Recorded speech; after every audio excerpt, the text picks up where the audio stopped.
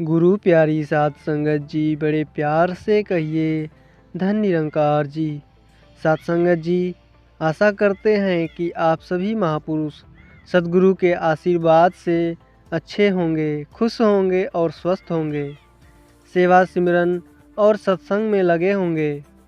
साध संगत जी, आज के साखी का नाम है कि संत जन इस दुनिया में फैले हुए ईर्ष्या, बैर, नफरत की भावना को कैसे दूर करते हैं।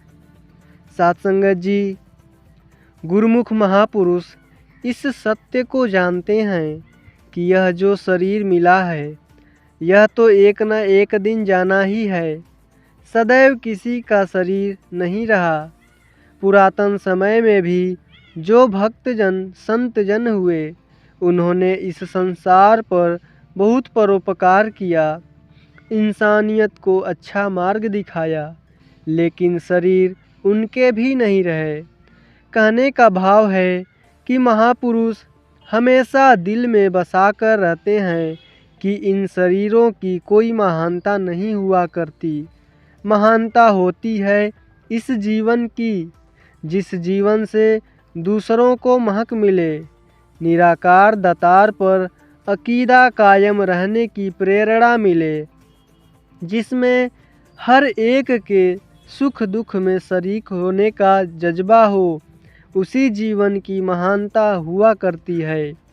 और जिस जीवन में खाली बोल हों, जो यह समझे कि मैं बड़ा अच्छा बोलता हूँ, बड़ी अच्छी व्याख्या कर लेता हूँ, जिस कारण मेरा यश हो रहा है, मेरी महिमा हो रही है, या मैं पूर्ण भक्त बन गया हूँ, तो उस जीवन की कोई महानता नहीं होती, क्योंकि वे पढ़ाइयाँ, वह कला अथवा वे बोल ही उसे कुछ प्रदान नहीं कर पाते। वास्तव में महानता कर्म के साथ जुड़ी होती है। जो गुरुमुख होता है वह सतवचनी बन जाता है तथा अपनी सारी हील हुज्जत, मान सम्मान, अक्ल सियानप, बुद्धि चातुर्य सब त्याग देता है। और जो गुरु का हुक्म आ जाता है, जो इशारा आ जाता है, उसे उसी तरह ही मान लेता है। सत्संग जी, पुरातन की एक घटना भी है कि गुरु का हुक्म आ गया दो गुरसिखों को थड़ा बनाने का। एक गुरसिख थड़ा बनाने लगा, दूसरा भी थड़ा बनाने लगा। फिर हुक्म आ गया कि उसको गिराने का। सत्संग जी, दोनों ने थड़े को गिरा दिए। उन्हें फिर दोबारा से थड़ा को बनाने का हुक्म आ जाता है और फिर बनकर जब तैयार हो जाता है तो पुनः उन्हें गिराने का हुक्म आ जाता है। सत्संग जी, उनमें से एक गुरसिख जो अपने आप को बहुत चतुर और सयाना समझता था, वह सोचता है कि बार बार ऐसा क्यों हो रहा है। एक थड़ा ही तो बनाना है, एक दफ़ा बना दिया फिर उसे गिराने को कह दिया जाएगा, और जब गिरा दिया जाएगा तो फिर बनाने के लिए कहा जा रहा है। दूसरी दफ़ा भी यह ठीक बन गया था, लेकिन फिर क्या, उसे गिराने के लिए क्यों कहा गया, वह इसी उलझन में पड़ा रहा। और दूसरा गुरसिख जिसके हृदय में गुरु का आदेश, गुरु का प्यार पूरी तरह से बसा हुआ था, जिसने अपनी अक्ल सियानप को बिल्कुल त्याग दिया था, उसका ध्यान उन थड़ों को बनाने या गिराने की ओर नहीं गया, बल्कि वह तो हुक्म की ओर ही देखता रहा। जब जिस तरह से आदेश आता था वह उसी कार्यों को करता चलता था। सत्संगत जी, उसने फौरन वैसा कर्म करना आरंभ कर दिया जैसा आदेश आया। ऐसे गुरसिख का ही नाम रोशन हुआ करते हैं। ऐसे गुरसिख को ही मान तथा बड़ियाई मिलती है। कहने का भाव है कि गुरसिख अगर हृदय में मानने की भाव को बसा ले तो इसका जीवन सफल हो जाता है। सतगुरु तरह तरह के फूल पौधे को इकट्ठा करके सत्संग रूपी बाग सजाता है। बाग सारे संसार को खुशबू देता है, ठंडक देता है, सुख देता है। अंगारों से या कांटों से कभी किसी को सुख नहीं मिला। हमने सद्गुरु की सिखलाई के अनुसार केवल खुशबू ही बिखेरनी है, ठंडी ठंडी छाया ही देनी है। जो वृक्ष फल फूल और पत्तों से भरा होता है वही दूसरों को छाया देता है, लेकिन दूसरी तरफ बांस होता है जिसके नीचे कोई बैठ जाए तो उसे छाया तक भी नसीब नहीं होती। हमने छायादार वृक्ष बनना है, ऐसी फुलवाड़ी बननी है जो सबको ठंडक दे, सभी को खुशबू प्रदान करे। जो मन वचन कर्म करके एक होता है वही सही मायने में प्रचारक होता है, वही सही मायनों में दूसरे के लिए प्रेरणा का कारण बनता है, वही सही मायनों में खुद इस नाम का रंग मान सकता है, उसी की अवस्था महान होती है। हमने हमेशा प्रभु दातार की महिमा करनी है और किसी चीज़ की चर्चा करने की हमें आवश्यकता नहीं है। हमने इस दातार को आधार मानकर ही आगे बढ़ते जाना है। गुरुमुख की अवस्था सदा यही रही है, जबकि संसार के इंसान बाहर से कुछ तथा अंदर से कुछ होते हैं। गुरुमुख संतजन अंदर बाहर से एक होता है। वन वचन कर्म अर्थात मन वाणी कर्म से एक होता है। उसकी करनी और कथनी में समानता होती है। अगर गुरुमुख की कथनी और करनी में भी अंतर आ जाता है तो उसके जीवन में भी कष्ट आ जाया करते हैं। गुरुमुख महापुरुष मन वचन कर्म से एक हुआ करते हैं। ये जो वचन बोलते हैं उनके मुताबिक इनका कर्म भी होता है। पुरातन संतों महापुरुषों के प्रति आज हमारे हृदय में श्रद्धा है, आस्था है और विश्वास है। हम उन्हें इतना महान दर्जा क्यों देते हैं? क्या केवल इसीलिए कि उन्होंने महान वाणी की, धर्म ग्रंथों की रचना की? नहीं, उन्होंने ग्रंथों में जो लिखा उसके अनुसार जीवन भी बनाया। यदि आदि ग्रंथ में वे सबके भले की मांग कर रहे हैं तो वास्तव में उन्होंने सबका भला किया भी। भाई कन्हैया का उदाहरण हमारे सामने है। हम सुनते हैं कि वैर करने वालों के मुख में वह पानी डाल रहे थे। इस बात पर गुरु साहब ने उन्हें डांटा नहीं, बल्कि उनके कर्म पर मोहर लगा दी कि तूने यह काम बिल्कुल ठीक किया है। भाई कन्हैया ने यही कहा, साहब मुझे तो सारे मुख तेरे ही नज़र आते थे, कोई बेगाना नज़र नहीं आया, इसीलिए मैं सबके मुख में पानी डालता रहा। ऐसे महान कर्म इस वाणी के साथ जुड़े हुए हैं, इसीलिए ही यह वाणी हमें अच्छी लगती है। आज भी अगर हम ऐसी महानता प्राप्त करना चाहते हैं, भक्ति का आनंद प्राप्त करना चाहते हैं, तो हमें इस तरह का जीवन बनाना होगा। ज्ञान कोई चमत्कार या करिश्मा नहीं हुआ करता, बल्कि एक समझ का नाम है। यह समझ जिसके जीवन में आ जाती है उसमें न कोई बैरी और ना ही बेगाना वाली भावना जागृत हो जाती है। फिर यह एक परमपिता परमात्मा को जानकर सभी इंसानों में इसका ही नूर देखने लग जाता है। ऐसी अवस्था बन जाने के बाद इसके लिए जाति पाति के झगड़े या झूठे मान अपमान की भावना नहीं रह जाती है। फिर यह जान जाता है कि वास्तव में एक ही धर्म होता है और वह है इंसानी धर्म, मानवता धर्म। जो भी इंसान शेष सभी धर्मों को त्याग कर इस अटल धर्म को अपना लेता है, वह भाषा तथा पहरावे के फर्क को न मानते हुए सभी इंसानों को समान रूप से आदर सत्कार देने लगता है, उसकी दृष्टि सम बन जाती है। वह जान जाता है कि यह सब रचना दातार की बनाई हुई है, इसीलिए किसी को भला और किसी को बुरा क्या कहना। इंसान जो भी कर्म करता है उसके नतीजे उसे भुगतने ही पड़ते हैं। एक छोटी सी बात है कि एक इंसान दूसरे गुरुमुख से कहने लगा कि सब कुछ परमात्मा ही करने वाला है, तो मैं अभी चोरी करने चला जाता हूँ, वह भी परमात्मा ही करवाएगा। उस गुरुमुख ने आगे से जवाब दिया, ठीक है, परमात्मा तेरे से तो चोरी करवाएगा, लेकिन जहाँ तू चोरी करने जा रहा है वहाँ अगर तुझे पकड़कर कोई मारने लगा तो वह भी परमात्मा ही मारेगा। उस समय किसी अन्य को दोष न देना। जो डॉक्टर अथवा वैद्य होते हैं, कहीं बीमारी फैलने की स्थिति में वे घरों में नहीं बैठ जाते, बल्कि उस बीमारी का इलाज करने के लिए वहाँ अवश्य जाते हैं।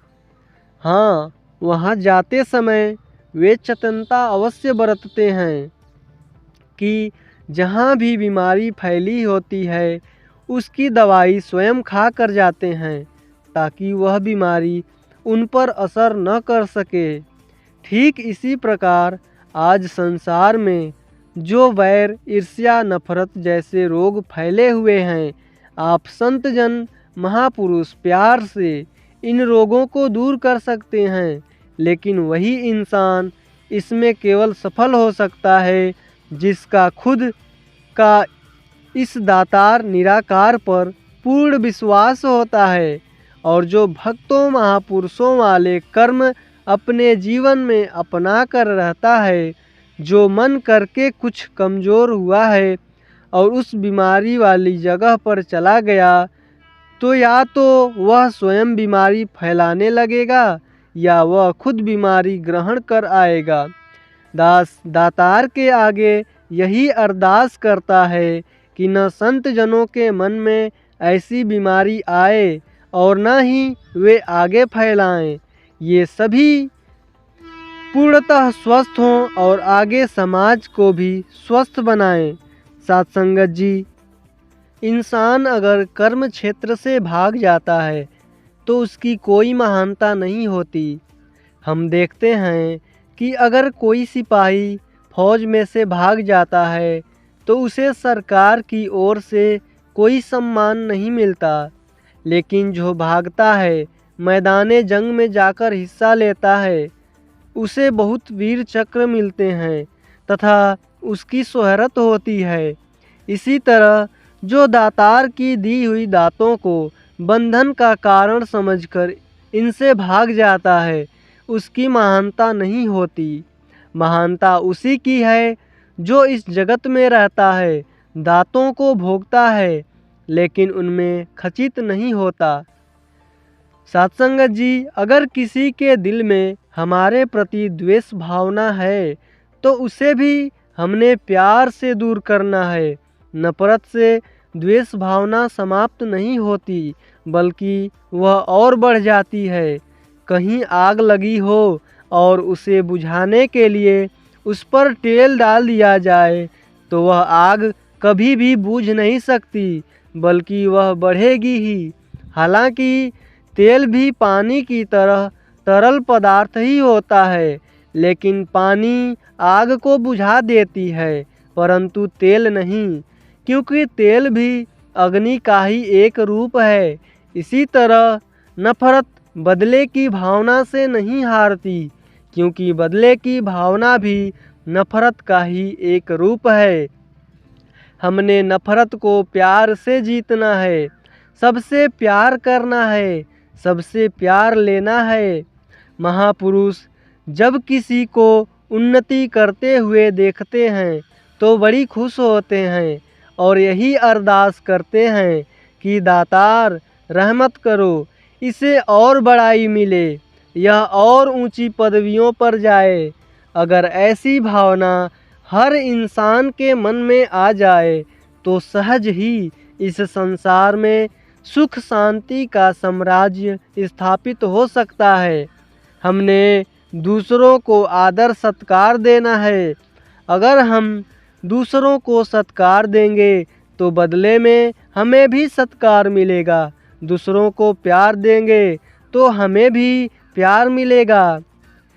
यह ठीक है कि जब इस आत्मा को, इस निराकार दातार को ज्ञान हासिल हो जाता है तो इसका आवागमन भी, इस आवागमन के चक्कर से भी समाप्त हो जाता है। यह बंधन से मुक्त हो जाती है।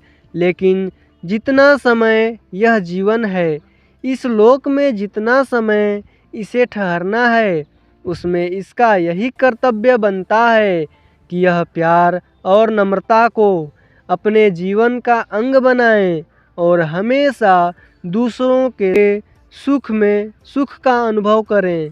दास और अधिक कुछ कहने की आवश्यकता नहीं समझता, क्योंकि दास महसूस करता है कि कहा तो बहुत कुछ जाता रहा है, अब तो करने का समय है।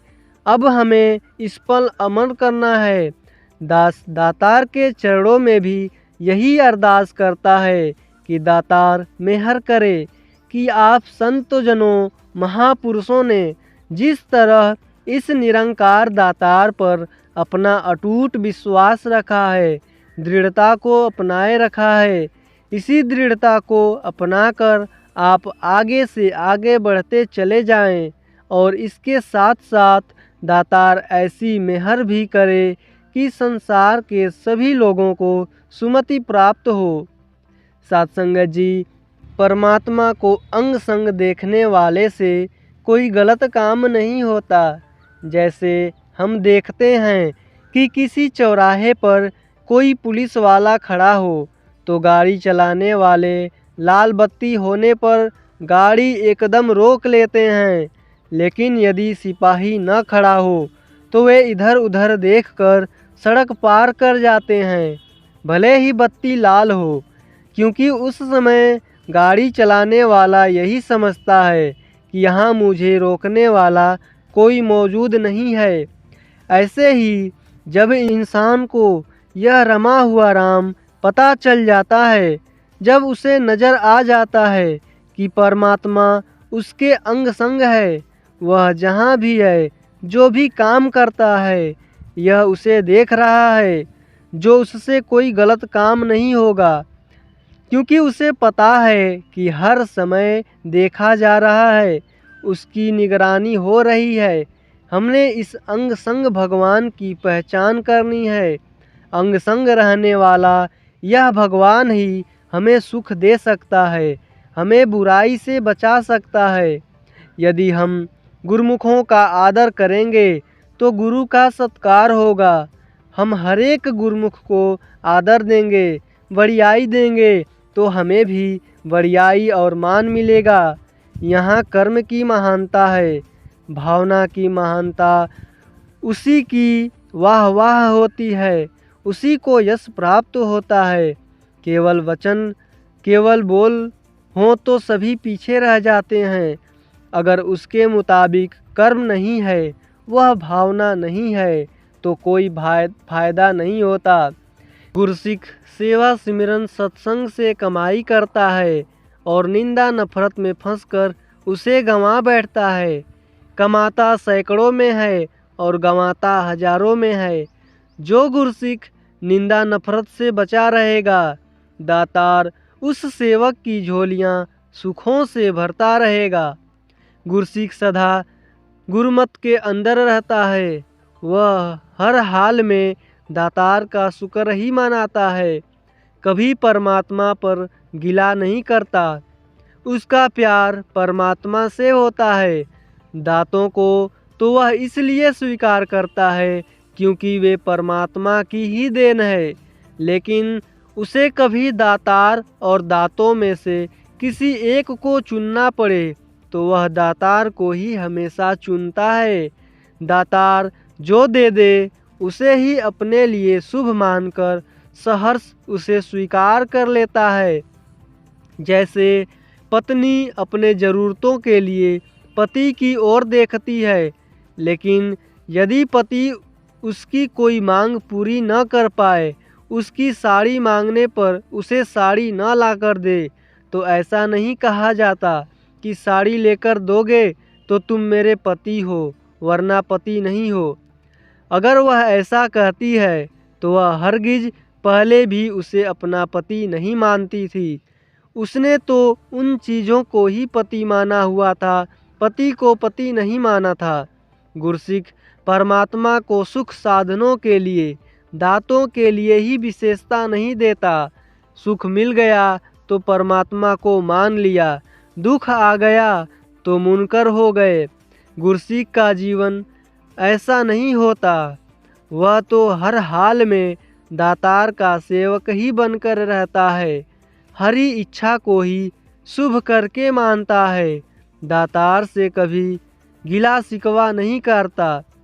दातार ने सभी दातें इस्तेमाल करने के लिए ही दी है, लेकिन शर्त यह है कि न तो इंसान इन पर अभिमान करे और न ही इन्हें दूसरों को दुख देने के लिए प्रयोग करे।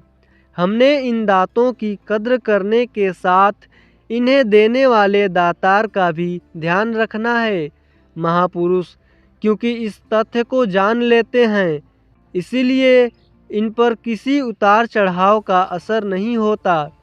इनकी अवस्था बैंक के उस कैशियर की भांति हो जाती जो लाखों रुपया बैंक में आने से प्रसन्न नहीं होता और लाखों रुपया चले जाने से गम नहीं करता, क्योंकि वह जान जाता है कि ये सब पैसा बैंक का है।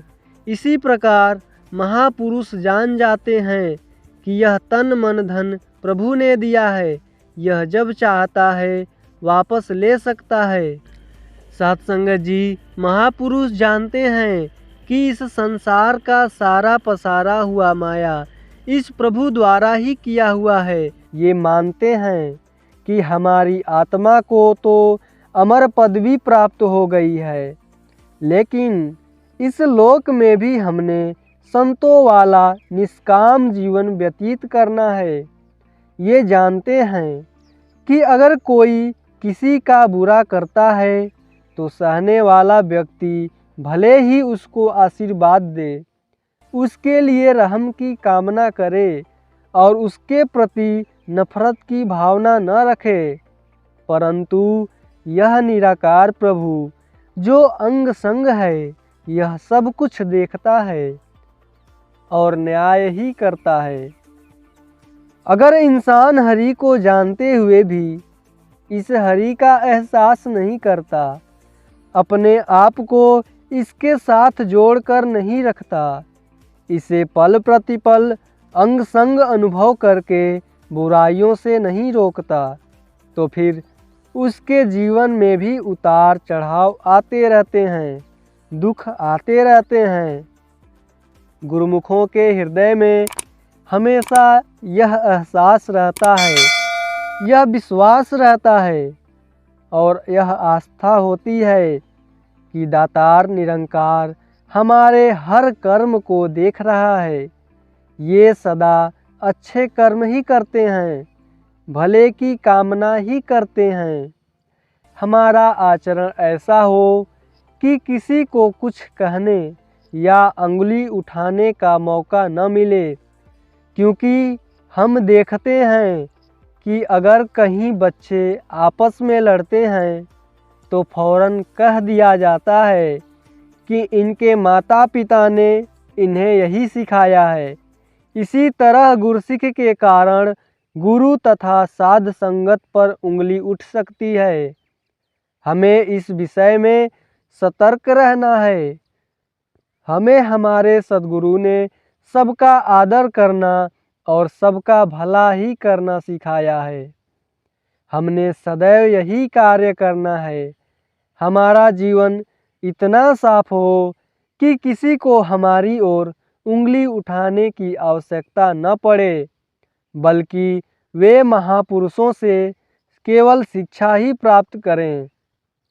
जैसे हम देखते हैं कि हमने कितना ही साफ सुथरा कपड़ा पहना हो, लेकिन यदि उस पर छोटा सा भी कालिख लग गया तो वह दाग सबसे पहले हमें ही दिखाई पड़ता है।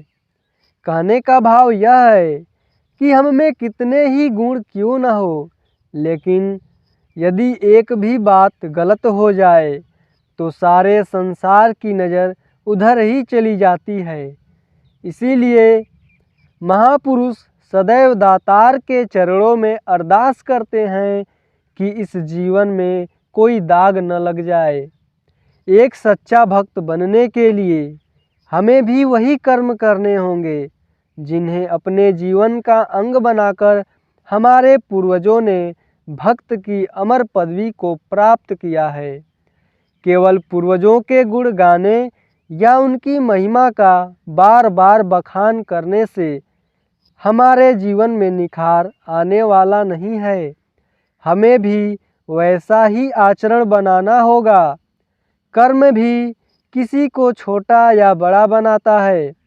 हमें यह भी याद रखना होगा कि कर्म करते हुए यदि हम में कर्तापन का लेस मात्र भी भाव आ गया तो हमारा अच्छे से अच्छा कर्म भी हमें छुटकारा दिलाने के बजाय हमारे बंधन का कारण बन जाता है। सच्चा भक्त समाज के कर्तव्यों का त्याग नहीं करता, बल्कि बड़ी लगन से अपने कर्तव्यों का निष्ठापूर्वक पालन करता है। जो लोग अपने इस लोक को सुखमय नहीं बना पाते, उनसे परलोक को आनंदमय बनाने की आशा कभी नहीं की जा सकती। हमें इस लोक को सुखमय बनाने के लिए भी कर्म करना है, एक अच्छा इंसान बनना है, क्योंकि एक अच्छा इंसान ही एक अच्छा हिंदू, मुसलमान, सिख, ईसाई, एक अच्छा मालिक, अधिकारी या नौकर बन सकता है। संसार ने आपके जीवन को देखकर, आपके किरदार को देखकर अंदाज़ा लगाना है कि वे कौन से असूल हैं जिनके लिए निरंकारी संत बलिदान हुए हैं। इसीलिए छोटे बड़े हर एक का यही फर्ज बनता है कि वे पूर्णतया गुरुमत की मर्यादा में चलते हुए अपने हृदय को विशाल बनाते हुए भक्ति का आनंद प्राप्त करते चलें तथा जिस तरह पहले संसार का भला मांगते आए हैं, इसी प्रकार अब भी भला मांगते ही रहें। भक्त जब भी दूसरे गुरुमुखों के साथ मिलकर बैठता है, हरि दातार का ही यश करता है, इस प्रभु के गुणों का ही जिक्र करता है। वास्तव में फिर उसमें इधर उधर की बातें नहीं रहती, क्योंकि उसका ध्यान इस हरि दातार के साथ जुड़ा होता है। वह हर समय हर स्थान पर इस हरि दातार को ही मौजूद देखता है। सांसारिक पदार्थों अथवा सांसारिक बातों की ओर उसका ध्यान नहीं जाता है। महापुरुष सामर्थ्यवान होते हुए भी प्रभु के कार्यों में दखल नहीं दिया करते, बल्कि उनके दिल में यही भावना होती है कि हमारे शरीर के साथ भले ही कुछ भी क्यों न हो जाए, हमने सबके साथ उपकार ही करनी है। कभी किसी के प्रति बैर भावना नहीं रखनी चाहिए। महात्मा हमेशा ईश्वरीय इच्छा में ही रहता है। आज हम पुरातन इतिहास को पढ़ते हैं, जिन महापुरुषों पर हमने अकीदा बनाया हुआ है, उसके जीवन से भी हमें यही बात मिलती है। अगर मुग़ल बादशाहों को गुरु अर्जन देव जी पूर्ण मसीहा, पूर्ण संत नज़र आ रहे होते तो उन्हें गुरु साहब के साथ नीच व्यवहार नहीं करना चाहिए था। इसी प्रकार अगर गुरु तेग बहादुर जी को मुग़ल बादशाह पूर्ण संत समझते, साथ ऐसा बर्ताव नहीं करते। इससे यही सिद्ध होता है कि दुनिया के लोग अपने अभिमान के कारण, अपने स्वार्थ के कारण या माया के पर्दे के कारण महापुरुषों के प्रति ऐसी धारणा बनाते हैं कि ये गलत भावना पैदा करने आए हैं या इंसानों को गिराने के लिए आए हैं। महापुरुष उस समय भी प्यार, नम्रता और इंसानियत को अपनाने की बातें कह रहे थे, तो दूसरी तरफ स्वार्थी लोग अपनी दुकानदारी के कारण उनके प्रति संसार में ऐसी बातें फैला रहे थे कि यह इंसान जो अपने आप को महात्मा कहते हैं, यह बहुत ही खतरनाक किस्म के ख्यालात फैला रहे हैं। इन सब के बावजूद महापुरुषों ने अपना काम नहीं छोड़ा। उन्होंने कहा कि अगर संसार के लोग इंसानों के नज़दीक लाने की बात को एक अमीर व्यक्ति को गरीब आदमी के चरणों पर झुकाने की बात को गुनाह कहते हैं, तो गुनाह ही सही, परंतु ऐसी भावना ही संसार को एक कर सकती है। दुनिया के भय से न कभी पहले भक्तों ने अपना रास्ता छोड़ा है और न ही आगे कभी छोड़ेंगे। पुरातन समय में भी जो संत जन महात्मा हुए हैं, संसार ने उन्हें भी एकदम से स्वीकार नहीं किया। ऐसा कभी नहीं हुआ कि उन्होंने जो कहा संसार ने उसे मान लिया और वे बड़े आराम और चैन से जीवन व्यतीत करते रहे, बल्कि संसार ने कदम कदम पर उनके लिए रुकावटें खड़ा की। माया करके भी उनकी हालत कोई बहुत अच्छी नहीं थी, बल्कि दिन में खाने को था और रात के लिए शायद नहीं था। लेकिन उनके वचनों में कभी भी कहीं भी निराशा की झलक नहीं मिलती, क्योंकि उनका ध्यान हरि को जानकर हरि की तरफ ही लगा रहता था। ज्यों-ज्यों भक्त का ध्यान निराकार की तरफ लगता है, त्यों-त्यों जो गुण निरंकार में होते हैं, वे गुण इसके जीवन में आते जाते हैं। संसार में बात चलती है तो कई लोग कहते हैं कि हम उन भक्तों का मुकाबला कैसे कर सकते हैं, हम तो कमज़ोर व्यक्ति हैं, हमसे तो गलती हो जाती है। अगर हम इस बात को लेकर ही चल रहे हैं तो गलती को दूर करने की भावना हमारे दिल में कभी भी नहीं आएगी। और अगर हम यह निश्चय करें कि हमने महापुरुषों वाला जीवन ही व्यतीत करना है, उन्हीं की तरह हृदय को विशाल बनाना है, उन्हीं की तरह सहन करने की भावना बनानी है, तभी हम अपने जीवन में सुधार ला सकते हैं। जब हम ऐसी भावना बनाएंगे, तब ही सही मायने में भक्तों वाला जीवन बन पाएगा। हमें पूर्ण सफलता तभी प्राप्त होती है अगर हम अपने बोल को ऊंचा बनाएं, अपने कर्म को ऊंचा बनाएं। हम इसे अपना धर्म समझें कि गुरुमुखों का गुरुमुखों के साथ प्यार हो, और संसार का भी कोई इंसान हमें मिलता है तो उसके साथ भी हमारा उसी तरह प्यार का व्यवहार हो।